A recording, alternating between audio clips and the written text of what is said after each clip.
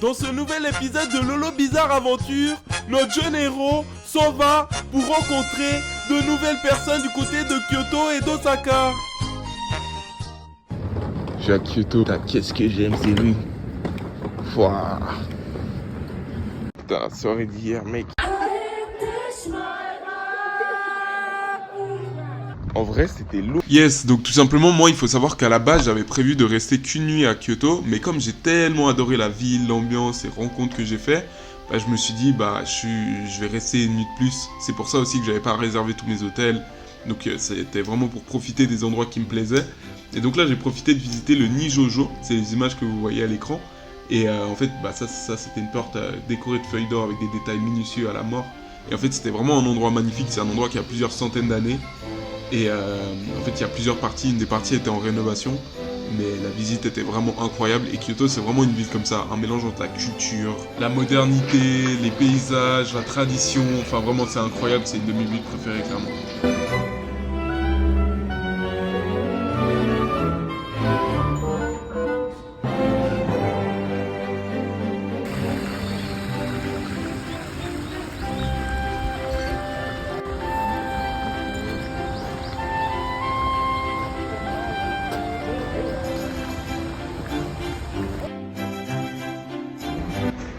Là, je me suis pris un petit dango.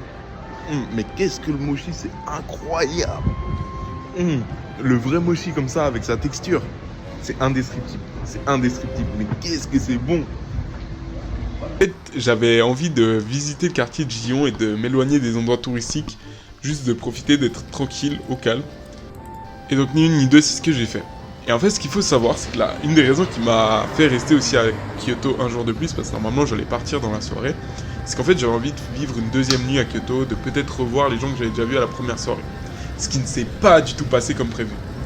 Par contre, quelque chose qui a été incroyable, attention parenthèse, là, on va manger des nouilles au thé vert, c'était incroyable. Bref, fin de la parenthèse.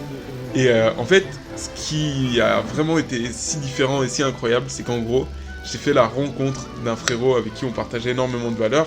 Donc là, j'étais juste rentré à l'hôtel pour préparer la suite de mon voyage. Ça, c'était avant la soirée. Puis là, je suis sorti. Puis en fait, la soirée était pas incroyable, mais j'ai rencontré en fait ce frérot qui était avec deux potes qui étudiaient avec lui le droit. Elle venait d'Amérique et du Mexique. Et du coup, en fait, on est sorti. En fait, on est sorti de la boîte, puis on est allé dans un bar. Là, on a joué aux fléchettes, je me suis fait foudroyer, c'était une dinguerie. Ensuite, on a été manger des ramen dans la fameuse chaîne des introvertis, en fait, où t'es dans ces petits box et tu commandes sur une machine, t'as aucun contact avec les employés, t'as un rideau devant toi, que tu peux fermer et manger tranquillement. Et tout ça à 5h du matin, tellement badé. Et enfin voilà, c'était une tellement belle rencontre humaine, comme un coup de foudre amical, quoi, vraiment. Tu vois, c'est deux... On vient de deux cultures différentes, mais on s'est reconnus presque comme deux frères, tu vois, à l'autre bout du monde.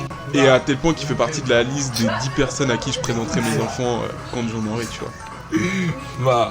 5h du matin. Ah ouais.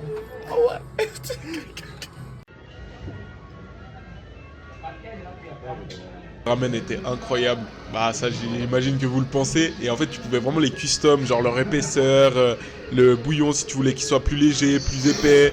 Tu pouvais tout personnaliser si tu voulais piquant, pas piquant.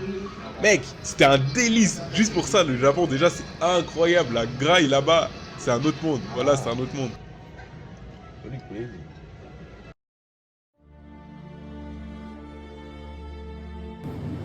On a décidé de se séparer avec le frérot Ayume et je suis allé au Combini, les magasins où tu trouves un peu de tout pour vraiment pas cher.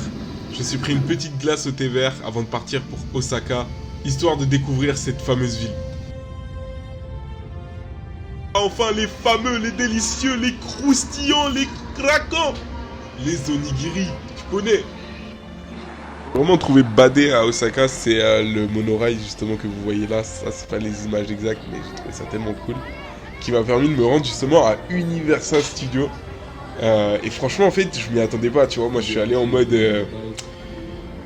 vas-y, pourquoi j'ai mis ça sur mon programme, tu vois. Il y avait quand même une ambiance qui était incroyable et en fait t'arrives, t'as toute cette ambiance musicale, les gens ils sont heureux, juste ça te met dans un mood de ouf, du coup tu vois, tu rentres dedans et tout.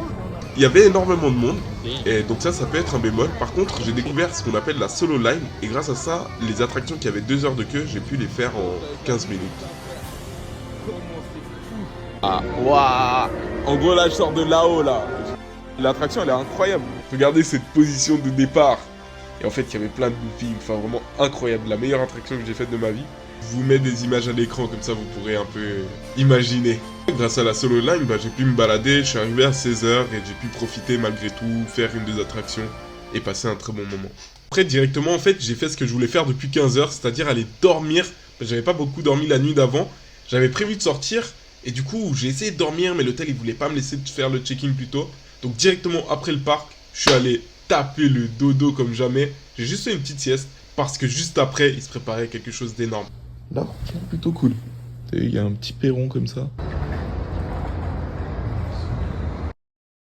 Ouais, je veux la même. Aïe, aïe, aïe, aïe, aïe. Ça y est. Franchement, là, je sors d'une bête de soirée.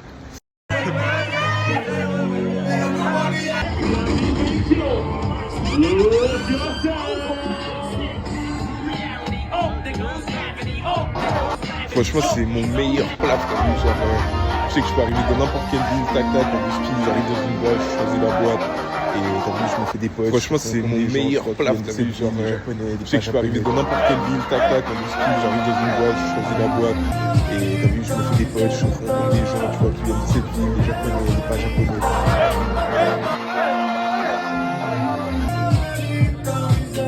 Espagnol, comme ça attaque, je suis avancé, mais j'arrive pas à l'approcher. C'est pas d'un coup, il y a une autre de ses potes qui est trop folle. Elle vient comme ça, elle se colle à moi. Ah là, déjà, espagnol, comme ça attaque, je suis avancé, je parle encore à une. C'est pas d'un coup, il y a une anglaise. Mais genre, elle vient comme ça. En mode, elle était indienne. Elle se colle à moi. Ah là, déjà, je suis trop. Et ça a été trop. Je parle encore à une anglaise. Mais genre, en mode, elle était indienne.